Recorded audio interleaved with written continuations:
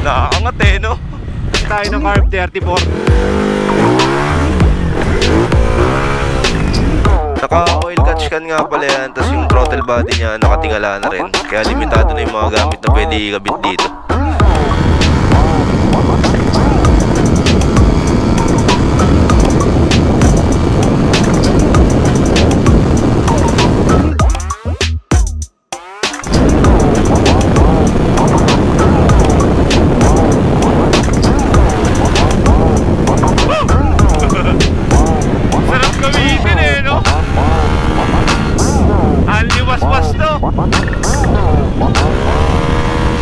Ito na yung Aerox V2. Bibirahin natin ng bahagya to. Naka oil catch can nga pala yan. Tapos yung throttle body niya nakatingala na rin. Kaya limitado na yung mga gamit na pwede ikabit dito. Tapos yan, naka JVT na V4 teardrop. Di naman ganun kaingay. Sakto lang din. Naka VD series na shock. BRD. All goods na all goods. Testing natin. Yan, may thermo sensor din. Dapat daw mag 100 muna to bago gamitin. Yun lang sabi ng previous owner. Susundin na lang natin.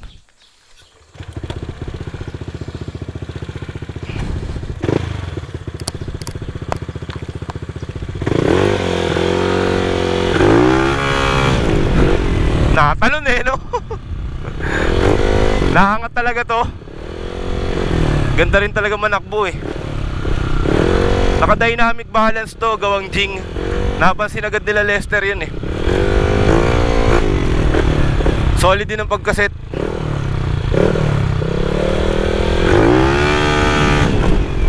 Nakaangat eh, no? Di ba namin nabubuksan yung panggilid nito kung anong set ng bola, ng mga springs. Tapos sunod, pabubuksan namin to kasi papalitan din natin to ng straight to back racing na CVT.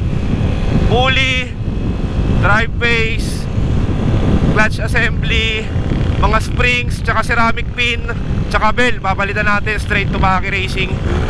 Sa ngayon, di ba namin alam kung anong nakalagay dito, kung anong set. Pero ang declare nila, straight RS8. Pero yung torque drive, naka TSMP.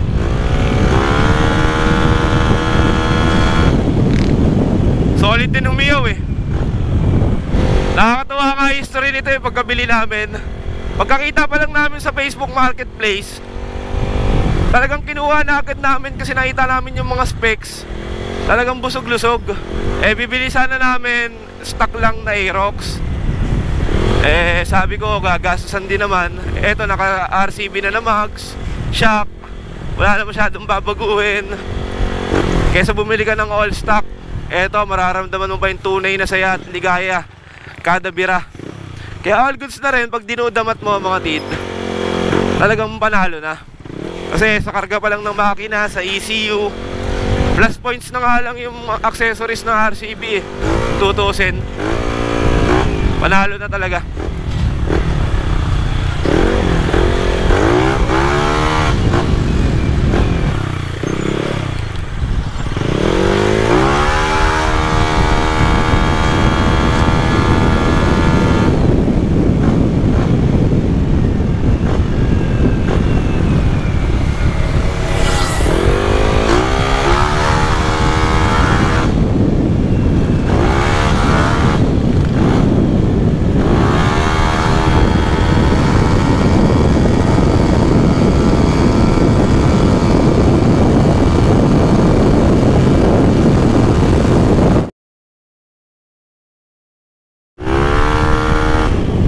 Kaso nga lang, parang butas yung tangke nito, lakas sa gas.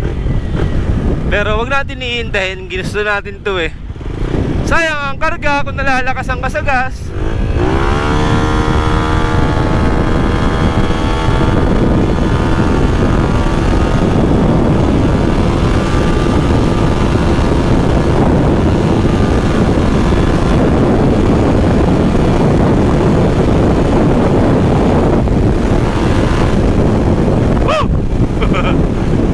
Sarap gamitin eh, no?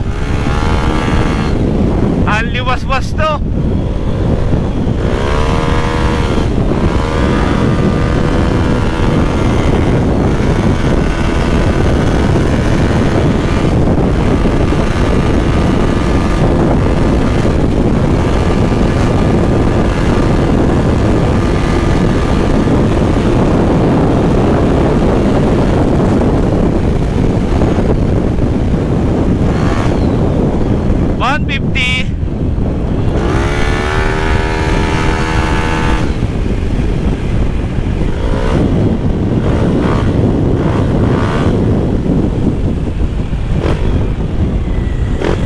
EC150 no?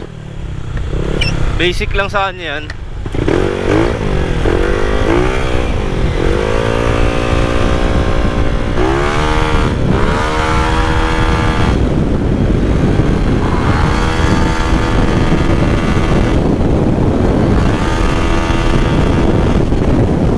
Ano lang to kada biga mo, butas yung tangke. Masarap nga gamitin, consequence, wala sa gas. Kaso yun yung inahabol natin, yung power, sarap gamitin. Kaya bawal tayo magreklamo mga dude. Dahil pag nagkarga ka, asahan mo, lalakas yung gasolina. Yung iba nga stock, nalalakas ang sa gas Ganun talaga para sa tunay na ligaya. Sa ADB kasi natin, tinaasan din natin yung spring, yung center, tsaka clutch. Medyo masakit na rin yung gas, pero ayos lang.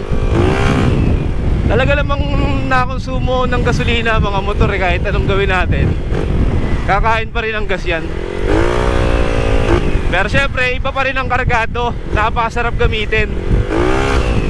Hindi ka mabibitin Kahit mag-overtake ka ng bagya, kakayanin.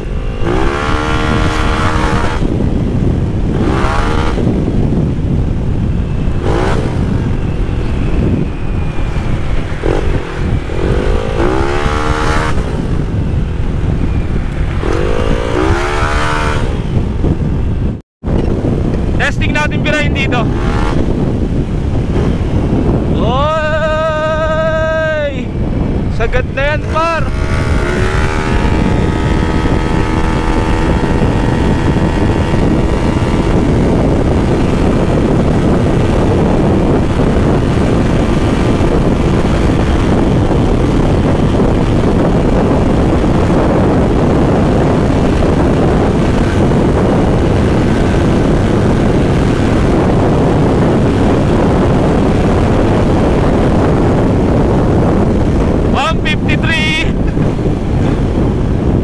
Sarap naman 153.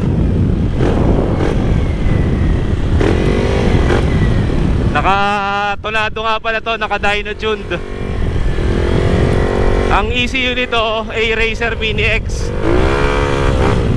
Pero syempre iba pa rin yung takbo ni Snipey mga tid.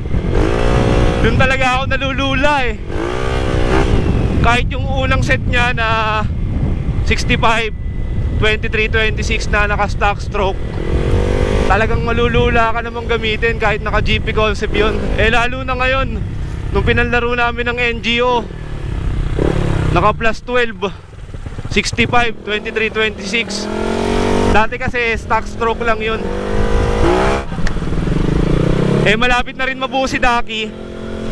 Dati 59 big valves lang yun. Ngayon ginawa na nating 4 valve, naka 66, tapos plus 10 yung crank. ETMRC rin. Nandun kila Kuya Alin sa Team Kanlubang. Malapit na mabuo yun, konting-konti na lang. Tapos nakatubaki tayo ng carb 34.